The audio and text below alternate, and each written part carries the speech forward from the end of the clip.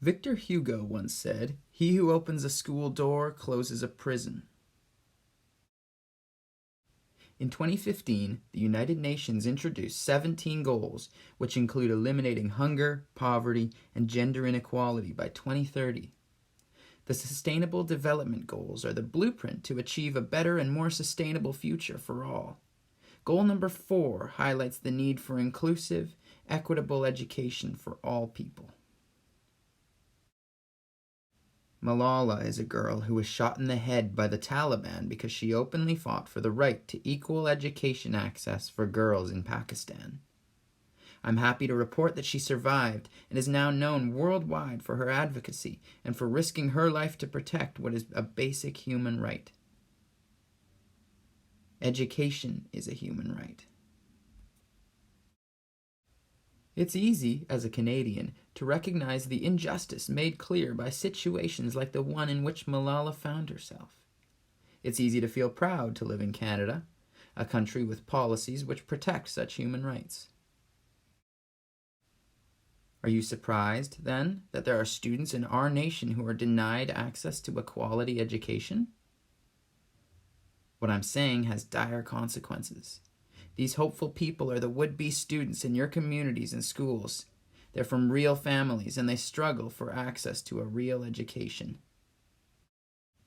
One particular group of these students with disabilities, are often excluded, poorly supported, and prevented from accessing the general curriculum. If nothing changes, 1/3 of students with disabilities will never graduate. In 2010, Canada ratified Article 24 of the United Nations Conventions on the Rights of Persons with Disabilities, which states that students with disabilities have the same rights to an education as every other person. This means that students with disabilities should be supported in accessing the general curriculum with their non-disabled classmates. They should have access to academic accommodations and to modes of communication that are proven appropriate for the individual student. For the most part, however, our schools have failed to provide the level of education that's known to raise people from poverty, improve overall well-being and health, and even improve a country's economy. Without quality education or vocational training, many people with disabilities will never work and may not have choices as to where they live. For people with disabilities, not being educated can lead to a life sentence of reliance on others. Yet, education is a human right. In her end of mission statement of April 12, 2019, United Nations Special Rapporteur Catalina de Vandas Aguilar reported on Canada's education of students with disabilities.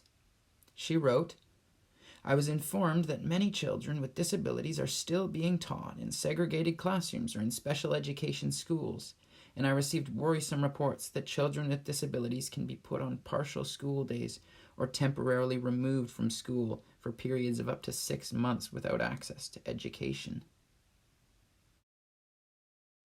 Indeed, Ms. de Vandas Aguilar is correct. I personally know many students who are denied full school attendance. In fact, an education advocacy group called BCED Access recorded 3,600 exclusion incidences of school exclusion during the 2018-2019 school year in British Columbia. Understand, these are only the incidents which were reported by parents. The number of exclusions is likely considerably higher. Students were excluded from field trips, asked to stay home, asked to come in for only a short part of each day, sent home early or asked to come in late, or sent from general class to another school space. Did you know that if a student is excluded for even 1 hour each day, that student loses 5 hours of instruction each week? Worse, they lose 20 hours of instruction over 4 weeks, and approximately 200 hours over the school year. Many students receive far fewer instruction hours. According to the BC Ministry of Education Governance and Legislation branch, there are prescribed minimum hours of instruction provided to students. Yet, many students with disabilities are prevented from attending school for these prescribed minimums. Education is a human right, but students with disabilities are turned away. Getting into the building is not the same as being educated. The United Nations Special Rapporteur, Ms. Devandas Aguilar, also reported that children with disabilities in segregated classes, or those that have followed some kind of individualized education plan, may receive a different certification or diploma than other children, which limits their opportunities for enrolling in education at higher levels. And it's true. A 2019 study produced by the Faculty of Applied Science at UBC reported that the overall graduation rates for students with designations is only 66%. When I reviewed the graduation rates in the United States, I found that their results were very similar to those in Canada. This is a global issue. I wonder how long it will take for governments to enforce the changes that are needed in educating people with disabilities. After all, special education has had more than 60 years of practice, and still there's work to do. Up until the mid-1950s in British Columbia, the government took no responsibility for educating students with disabilities. These students were often sent to institutions. As parents began to advocate for education, the government began funding training for the province's first special education teachers. Up until the 1970s and the 1980s, students with disabilities were taught in separate schools, or at best in separate classrooms. In the 1970s and 80s, students with disabilities began to be integrated into mainstream classrooms. I believe it helped that 1982's Canadian Charter of Rights and Freedoms deemed it unlawful to discriminate against any Canadian based on their mental or physical disability. Equal access to education became law. By 1990, the School Act was revised to support an inclusive model of education, which means that all students can succeed in a welcoming, supportive environment. Ideally, every student is valued for their unique strengths, and the methods of teaching take into account the diversity of the students. Supports are in place. Education is a human right, but I assure you, we're not there yet. This speech was written by Damon Kirsebom, but this is not his voice. I only wish I could speak so well, but talking is hard for me. I share my words through typing and use a voice output app instead. This is me on my first day of school. I was so excited, as you can see. The realization that I was autistic had occurred to me, yet my innocent self has not yet grasped how this diagnostic label would negatively affect my education. I could not communicate my thoughts, although I assure you, my mind had been taking in information all along. I understood, but could not demonstrate my knowledge in conventional ways. I was the student who people believed incapable of understanding, and I received one-to-one support. In my early school years, I learned along with my classmates in the general classroom. There came a time, however, when the class moved forward, while I was stuck repeating lessons I had long understood, but could not show my understanding. Still, I loved being in the classroom, and made meaningful friendships. Another positive was that, while my classmates moved forward academically, I was present to listen to the instruction they received. Those years were quite special for me, and I received incredibly positive encouragement and support from teachers and other staff. When I entered grade 8, I was placed in a segregated classroom. It was in this discriminatory setting where my hopes for a real education were all but destroyed.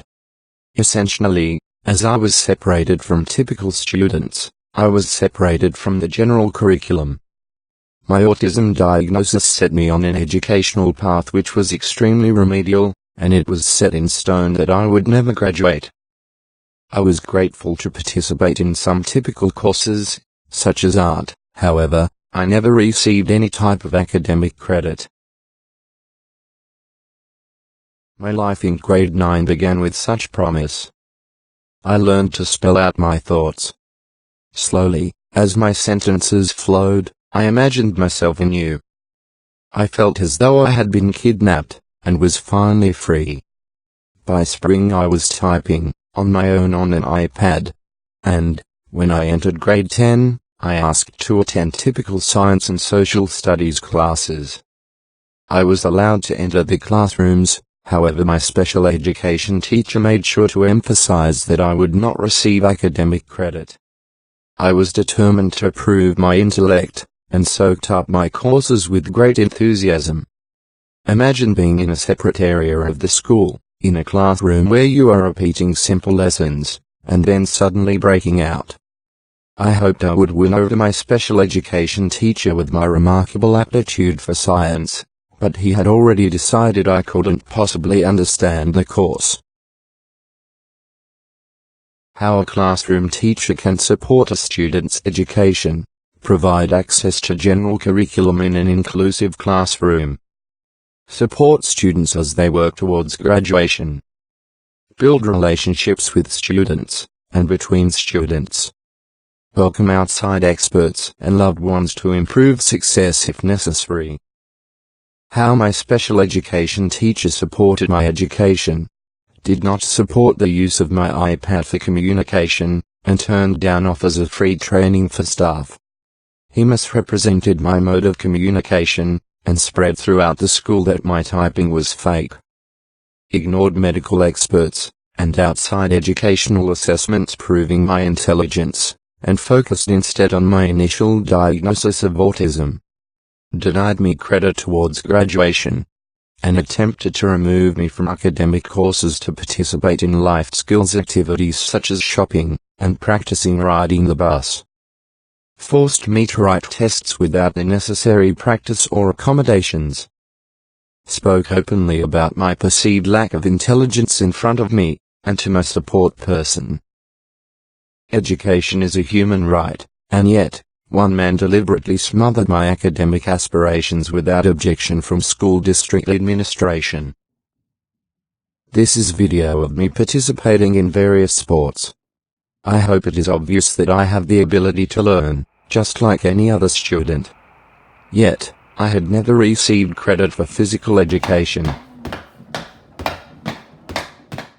Education is a human right, for all, and yet, vulnerable children and youth are systematically excluded, underestimated, segregated, and unsupported in our schools. Many students with disabilities are deemed incapable of graduation, and thus, are never educated. I cannot help but wonder whether students with disabilities are human. Humans, after all, have the right to an education, while students like me are so often denied access. As I contemplated my school experience, I wrote this poem. I see the great cool gleam of your ivory tower, where challenges are mine but solutions are yours, where my cries are met with platitudes and silence. You resist. Your ivory tower is built on promises of education for all. Yet when I need help, you turn away. You refuse support and exclude me. You blame me. You resist. From within your ivory tower, you ignore outside expertise. You decline collaboration. You absolve yourself of responsibility with your low expectations. You resist. Perhaps you can't hear me from way up there in your ivory tower, where saving money trumps my rights, where my future hangs in the balance, and you can choose to educate me. Yet you resist. Climb down from your ivory tower and build trust through action rather than words, or prepare for my reaction to your violations. I resist. I imagine, as you hear my story, that you are worried about my future, and the futures of other students who are discarded as I was. I left school in despair, and now attend a private school. I am happy to report that I will graduate with a full academic diploma. And, I would also like to add that I was assessed by a full team at Vancouver's Primary Diagnostic Centre. As I had tried to demonstrate in public school, my assessment results confirmed that I have no learning disabilities.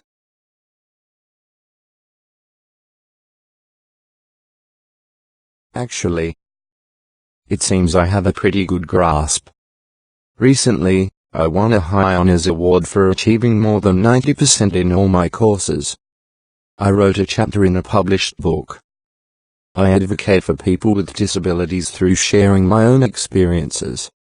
I suggest too that my autism label should not limit my potential, but rather, prompt educators to look for unique strengths. I assure you, everyone has the ability to learn, given the opportunity. The injustice of being prevented from accessing an education has been traumatizing for me. I believe there are many students who have been similarly traumatized. Students who are asking for no more than a quality education. Students who are simply asking for what are their rights as human beings. Education is a human right. It has been argued that students with disabilities should be in a separate classroom. It can be difficult to support students who are atypical. However, it is never impossible. Properly supported students and staff can successfully produce an inclusive classroom environment that benefits everyone. Familiar, trained staff, who believe in their students, make an enormous difference in student success. Another criticism is that students with disabilities are too expensive to support in school, yet, if students are not adequately educated, they might never participate in the workforce. Also, parents of students who are excluded often cannot work, and this doesn't make sense from an economic perspective. An argument I have frequently encountered is that students with disabilities don't understand academic materials, and should focus on life skills, such as recycling. I argue that I am a perfect example of someone who is capable, but underestimated. There are many students who are limited by such low expectations. Will you walk with me?